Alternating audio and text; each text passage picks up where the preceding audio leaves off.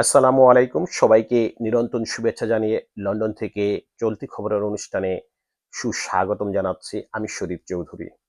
আজকে বাংলাদেশী দৈনিক ইত্তেফাক সন্ধ্যা ৬টা ২৭ তাদের অনলাইন ভার্সনে একটি নিউজ করেছেন। নিউজটির হেডলাইন ছিল, প্রধানমন্ত্রীকে পদত্যাগ করতে বলায় তেরে পলককে মারতে আসেন কাদের।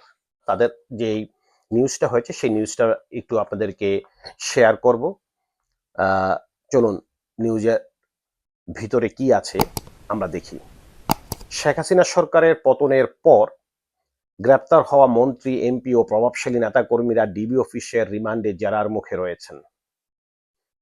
জিজ্ঞাসাবাদে চাঞ্চল্যকর তথ্য দিচ্ছেন প্রতিদিন তারা। ছাত্র আন্দোলনের সময় অবস্থা বেগতিক দেখে শেখ হাসিনাকে প্রধানমন্ত্রীর পদে ইস্তফা দিতে বলেছিলেন সাবেক তথ্য ও প্রযুক্তি প্রতিমন্ত্রী জুনায়েদ আহমেদ পলক। এ নিয়ে সেদিন গণভবনে তুলকালাম হয়েছে বলে জানান পলক।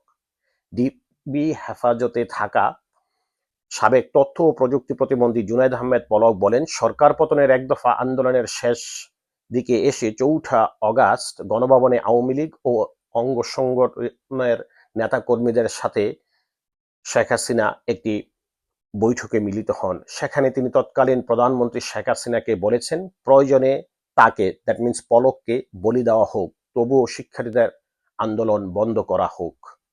প্রধানমন্ত্রীকে ছাত্র জনতার চোখের ভাষা, মনের ভাষা বোঝার চেষ্টা করতে বলেন।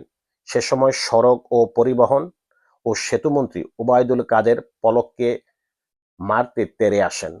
তখন সাহসী হয়ে পলক প্রধানমন্ত্রীকে স্টেপ ডাউন হতে বলেন। আওয়ামী লীগকে মানুষ ঘৃণা করছে, থুতু দিচ্ছে বলার পর পলককে গণভবন থেকে বের করে দেওয়া হয় বলে রিমান্ডে তিনি জানিয়েছেন। জুনায়েদ আহমেদ পলক ডিবিকে আরও জানান, স্মার্ট বাংলাদেশ গঠনে 10 মিনিট স্কুলকে 5 বছর মেয়াদী একটি দীর্ঘকালীন প্রজেক্টের জন্য একটি বড় অঙ্কের অ্যামাউন্ট দিয়ে একটি প্রজেক্ট তৈরি করা হয় এবং সেই প্রজেক্টটি দেওয়া হয় 10 মিনিট স্কুলকে। কিন্তু 10 মিনিট স্কুলের আইমান সাদিক, যিনি প্রতিষ্ঠাতা পরিচালক, তিনি ছাত্র আন্দোলনের প্রতি সমর্থন জানিয়েছিলেন এবং তার প্রোফাইল লাল করেছিলেন।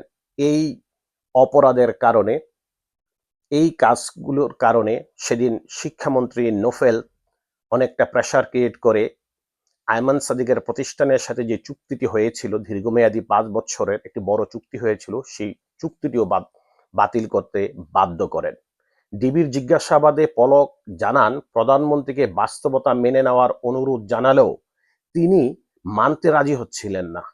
এ সময় সংশ্লিষ্ট ডিবি কর্মকর্তা পলককে প্রশ্ন করেন, দেশের স্থিতিশীলতা চাইলে দায়িত্ব থেকে পদত্যাগ করেননি কেন? সে সময় নিশ্চুপ থাকেন পলক।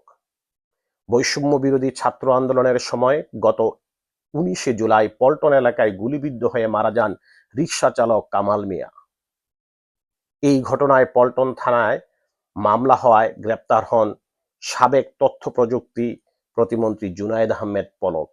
নিরাপত্তার কারণে তাকে ঢাকা মহানগর গোয়েন্দা পুলিশের ডিবি হেফাজতে এখনো রেখে জিজ্ঞাসাবাদ অব্যাহত রয়েছে। এই ছিল দৈনিক ইত্তেফাকের আজকের সর্বশেষ যে নিউজটি, এবং অর্থাৎ ডিবি ইনভেস্টিগেশনে জেরার মুখে প্রতিদিনই পলক এবং অন্যান্য শীর্ষ রাঘব বোয়ালরা নতুন নতুন তথ্য দিচ্ছিলেন। মানে তৎকালীন সময়ে যা ঘটেছিল, এরকম আরো চাঞ্চল্যকর তথ্য প্রতিদিন আসবে, এবং এই তথ্যগুলি পাওয়ার জন্য আপনারা আমার চ্যানেলটি সাবস্ক্রাইব করে আমার পাশে থাকুন। ধন্যবাদ। দেখা হবে নতুন কোনো নিউজে অথবা নতুন কোনো তথ্য উপস্থাপনে। ততক্ষণ পর্যন্ত সবাইকে নিরন্তর ভালোবাসা এবং অনেক অনেক শুভেচ্ছা জানিয়ে আজ বিদায় নিচ্ছি। আল্লাহ হাফিজ।